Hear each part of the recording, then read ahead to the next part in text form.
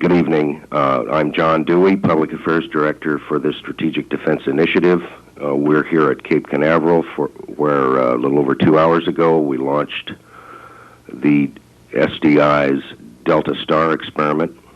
With us this evening, from my left to discuss the launch and the experiment, the upcoming experiment, is Dr. Michael Griffin, Deputy Director of the Strategic Defense Initiative Organization for Technology. To his left is the Mission Director, Colonel Michael Rendine.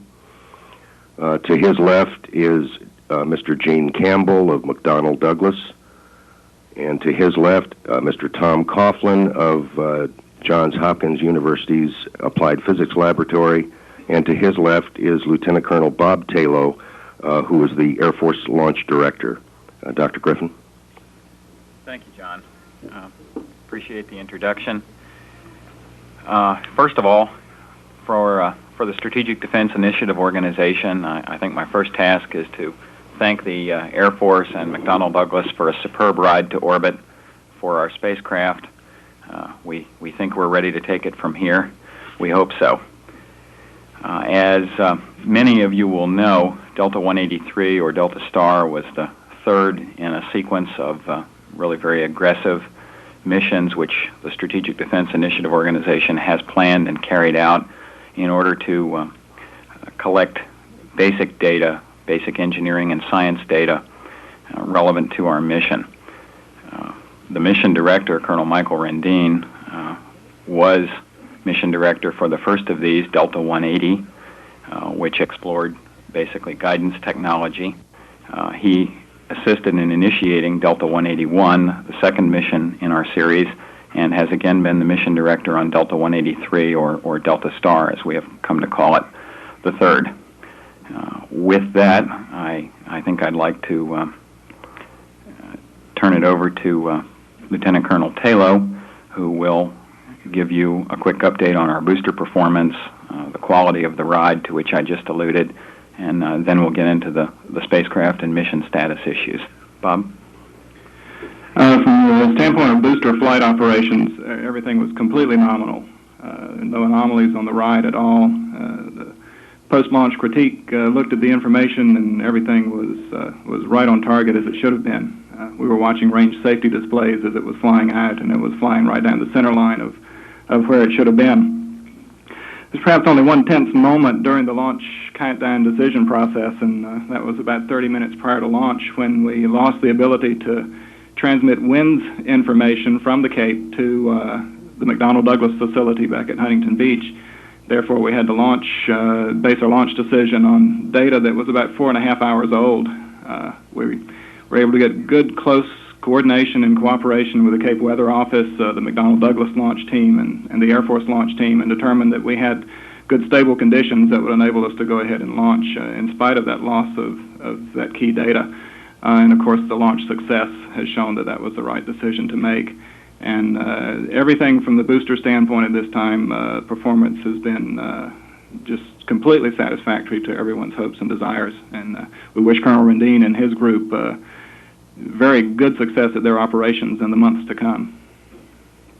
Well, thank you, Bob, for your wishes of success. And I know these are sort of flowery times where it seems like we spend a lot of this time thanking each other. But this is the first launch of a Delta for SDIO by Space Division and the 6555th Aerospace Test Group here in Florida.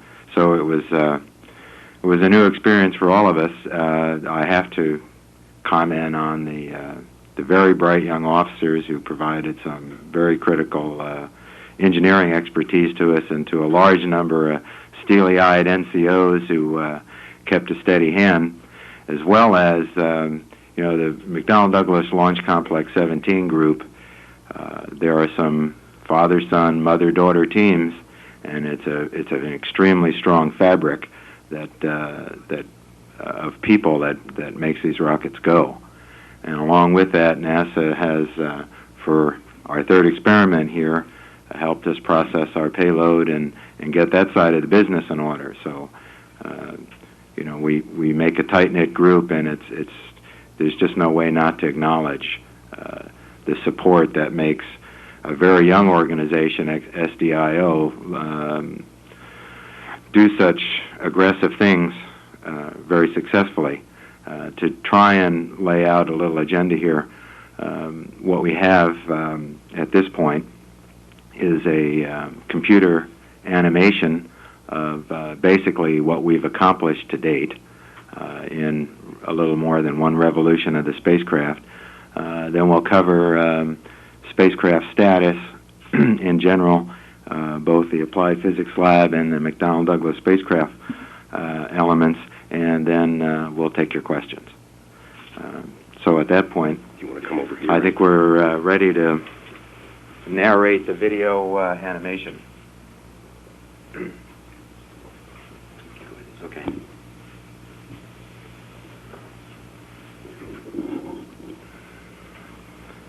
I have to add here that we chose Delta Star in that our spacecraft is actually derived from Delta, from the McDonnell Douglas Delta launch vehicle, and that's how our logo was evolved.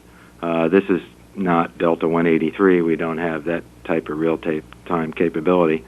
I believe this is Delta 180 liftoff, but it was as picture-perfect a ride on 183 as it was on Delta 180. Now we're into the simulation. That's the fairing separation. At that point, we were getting live telemetry from the spacecraft. Before the second stage can release us, we must deploy our solar arrays so that we can fire our attitude control jets. Those arrays cover those. What you see here is the spring separation of the second stage after it has carried us to orbit and gotten us stabilized. Then we do what is called a separation burn to get the second stage away from us so it does not recontact, and we watch that burn with the sensors on the spacecraft.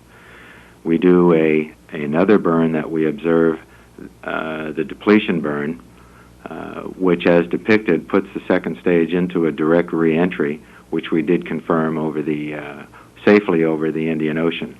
We not only get the data of the second stage burning, but we also observe this re-entry and breakup. So where you see right now is roughly where we were when we left the Mission Director Center about 5 minutes ago. In the future, we'll observe a large number of booster launches, as well as characterizing the environment, such as the Aurora Borealis that you saw right there. It is both a spacecraft to observe rockets and to do an evaluation of the space environment that we will have to operate in.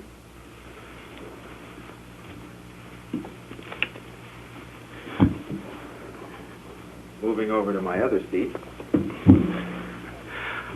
Just in a nutshell, I think it's best to probably characterize this to say this spacecraft has an awful lot of capabilities, which means that in essence has lots of knobs and dials and switches for us to control down here.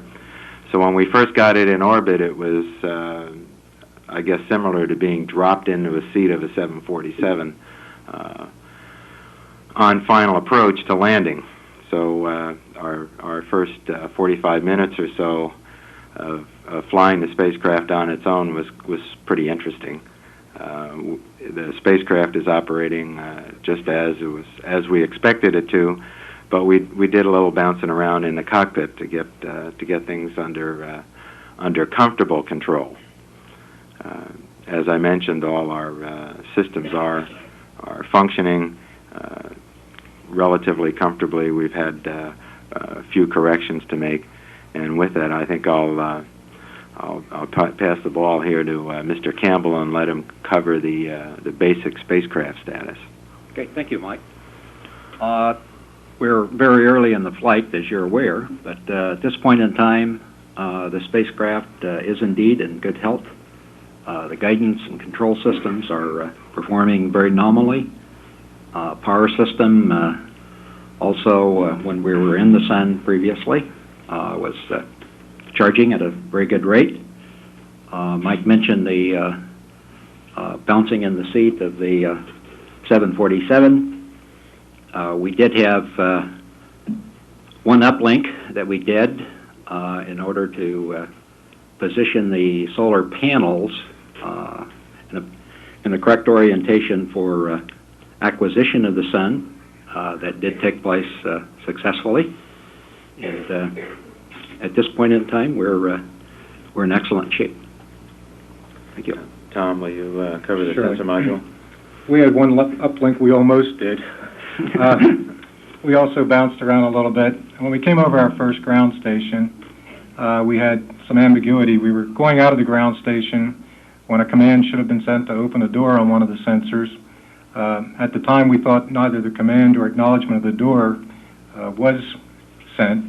When we came over the next ground station, which happened to be Vandenberg, it was demonstrated that indeed the door to this sensor was open. From our primary ground station, and what you saw in the film, we got acknowledgement that all sensors were working. The one with the door concern, there was some ambiguity in the track capability of that. That's almost real time, and we're still resolving that. From all the other subsystems on board the sensor module, everything is nominal. Well, that, I think, concludes what we had in mind for status. We can go to questions now. I'd ask that you please give your name and affiliation, if you will, please. Thank you. John Glish from the Orlando Sentinel. This question could be addressed to either Colonel Rendine or Dr. Griffin. You mentioned this is only the third actual space test that the program has had, and it's coming at really at a very critical time. Your critics certainly haven't stopped squawking at the program. The questions of how much money you're going to get are being discussed up on the Hill. How crucial is this mission to what you folks want to accomplish what you hope to accomplish, first of all, in the long run, and also this year, which is a very ambitious year for the program? You want to try that first? All right, I'll take that, John. Thank you. I guess just for the record, this is our third orbital spaceflight test. We have had other tests, and we'll continue to have other tests that can be done in the suborbital mode, and since that usually gives us a cheaper mission, when we can do that, we do. So this is our third orbital flight test. I have to ask that we decouple I guess the cruciality or the launching of this mission in this year from issues of funding and difficulty of congressional appropriations or anything like that. They really aren't related. This is a crucial mission to us from an engineering science point of view. Okay, and we really do not look at any mission that we fly as something that has to go or must work from the point of view of I guess, budget or political considerations. I know that sounds possibly a little idealistic, but it is the truth. We're flying this one because we need to know to fulfill our charter what rockets look like from space when they are launched from the ground under a variety of environmental conditions, at a variety of times of day, times of year, with a variety of launch vehicles or boosters, that sort of thing. Okay, we have a planned lifetime of 6 months because although our orbit takes us over the major U.S. rocket launching sites many times, we don't expect that we'll be in position with any sort of economy of fuel usage to get all of those launches. And so we need some time to do it, to build up the kind of database that we want. But we absolutely need that database. We needed it as soon as we could get it, and this just happens to be as soon as we could get it. And that's somewhat predicated on, we at least in my personal opinion, we're moving a lot faster than even a lot of our supporters had expected. And we're now at the point of, well, if you want to find the burglars, you got to do the fingerprints. Okay, so we're moving along in that regard. With respect to critics, one thing you learn in the airplane business is the higher up you climb, the more your tail assembly is exposed. Yes. Follow up? Yeah, I just had a follow-up. The fact that this mission is lasting 6 months, this is going to be really be a kind of a quantum leap for you folks almost in the amount of data that you're going to be getting back. Is that true? And I mean, how much is that going to help you out in the short and the long run? Well, that's absolutely true, and that puts us in the same position as all the other spacecraft I ever worked on, where we'll probably get more data than we have time or expertise to analyze. Somewhat of an inside joke there. No, we will be returning an enormous amount of data.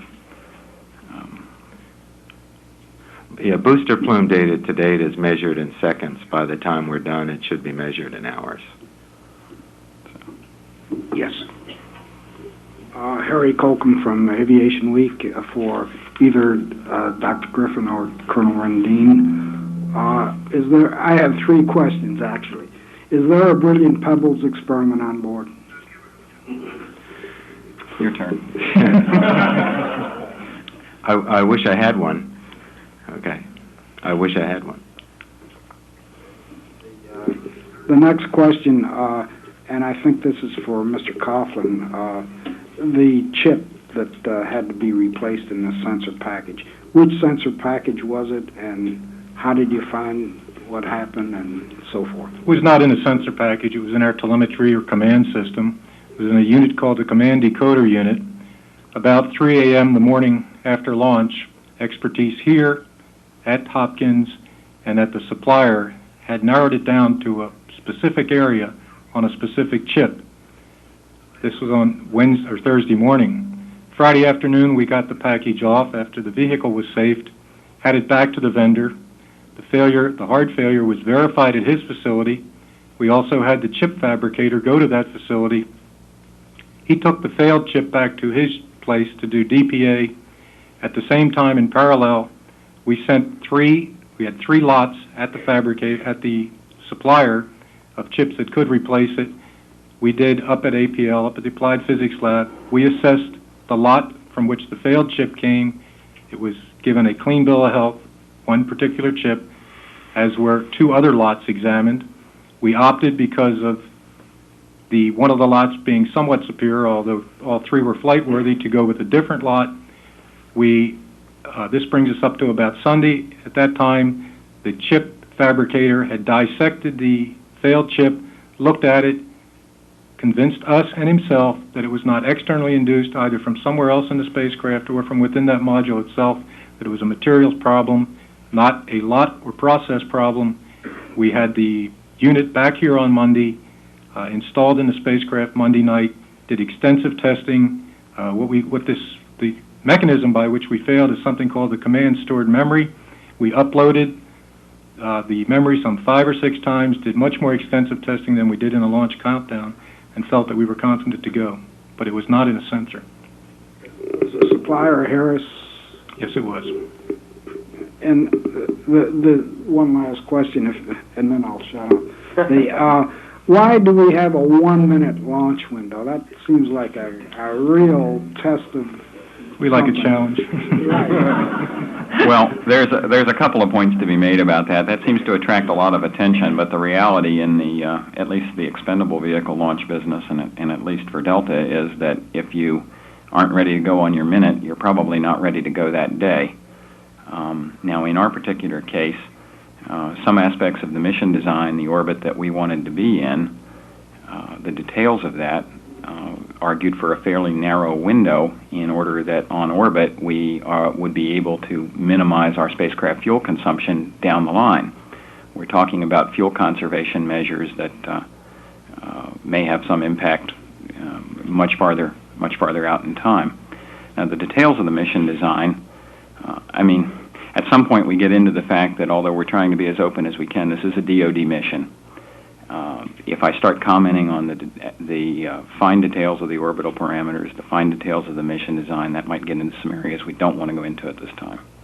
Yeah, let me try and give you at least some help with that, and that is that the spacecraft flies 15 repeating orbits, where the ground traces, after the 15, they start over. The launch window is established so that those ground traces are exactly the ground traces we want. If you launch late, then they're just shifted, and then we'd have to spend a lot of fuel to back into them. The other aspect is our experience with the Douglas Delta is there's no big deal with a minute window. This is our third one that we have hit the window in somewhere between a tenth of a second to 3/1000ths of a second. So 60 seconds is much too much.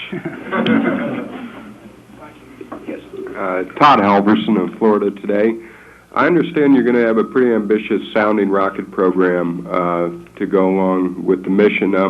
Could you tell us a little bit about the types of sounding rockets that are going to be used, where the launches will take place, what time period, and I'd also like to know if the spacecraft will be observing any Soviet booster launches. Okay, that's a number of questions. You want to do the sounders first, or do you want me what? Okay, let me try on the sounders first. We're launching a series of sounding rockets throughout this mission. Exact number, frankly, is really not yet determined. I would say at this point that it looks like it'll be at least half a dozen. Those are basically for the engineering science purposes that I referred to earlier. We will obviously look at the signatures of those sounding rockets as they are launched. That's important. In addition, of course, they will carry payloads. We've classed the payloads, well, they're background modification payloads, fundamentally chemical releases, things of that nature that will interact with the upper atmosphere, the space environment, produce signatures that we think we would like to get. It's hard to say right now what the exact results of that are going to be. If we really thought we knew, in some cases we wouldn't be doing them. Okay, now those will be launched from a variety of U.S. sounding rocket ranges. Again, that's not fully pinned down. It's sort of a film at 11 thing. When we get ready to launch those, we'll treat those for you in a sense like we do these and give you a little bit more detailed briefing on them.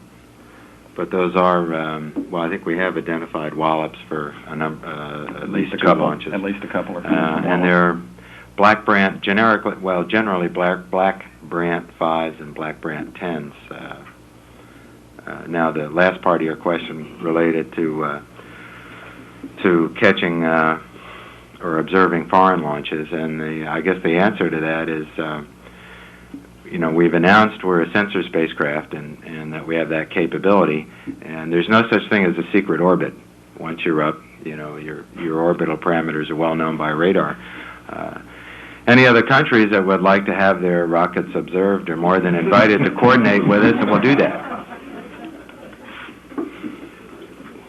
Just a quick follow. Can you tell us how the data from the spacecraft will be downlinked? Well, I'll answer that in a limited sense. All this particular SDI scientific data is downlinked to U.S. ground stations, generally continental U.S. ground stations.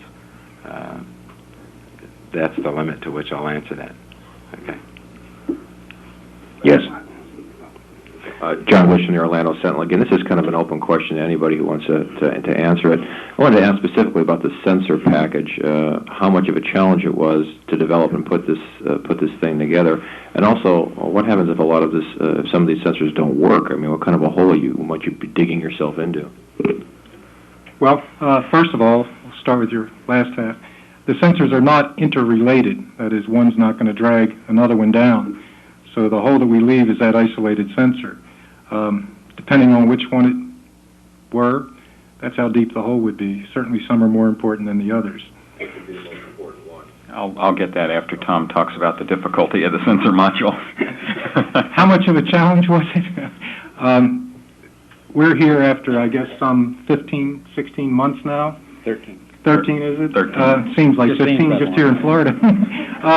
We've been in Florida almost as long as it took us to develop the sensor module. So we were working on a much more accelerated schedule than is witnessed by the day we launched. It was a dickens of a challenge. As for the hole in the data, I think it's fair to say that we're covering spectral bands from what's loosely called the vacuum ultraviolet, hundreds of nanometers, or and a few hundreds of nanometers for those who speak such things, into the mid to long wave IR.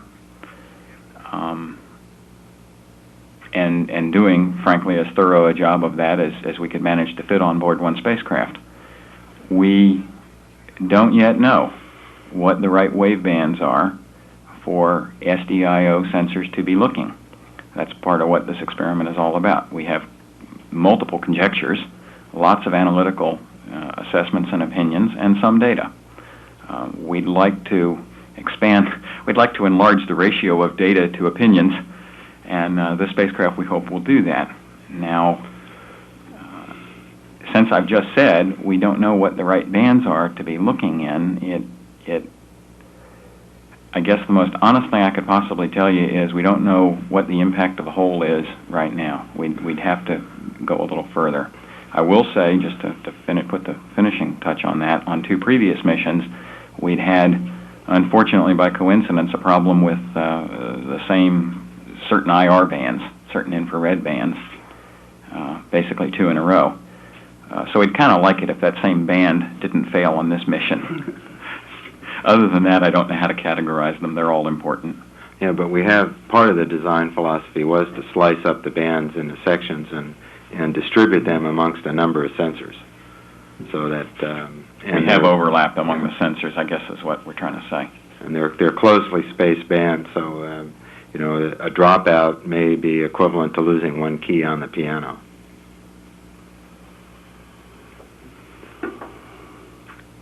Anything else? Okay, anything anyone has to say? All right, thank you very much. Thank you. Oh, well...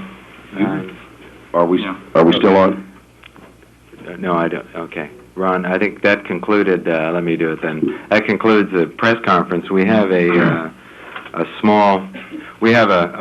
recognition, a little recognition ceremony for members of our family of Delta Star, and I think most of the folks here are part of that. As far as the news is concerned, you're certainly welcome to stay. Your cooperation is not solicited, but then again, we won't ask you to leave either. Okay, thank you.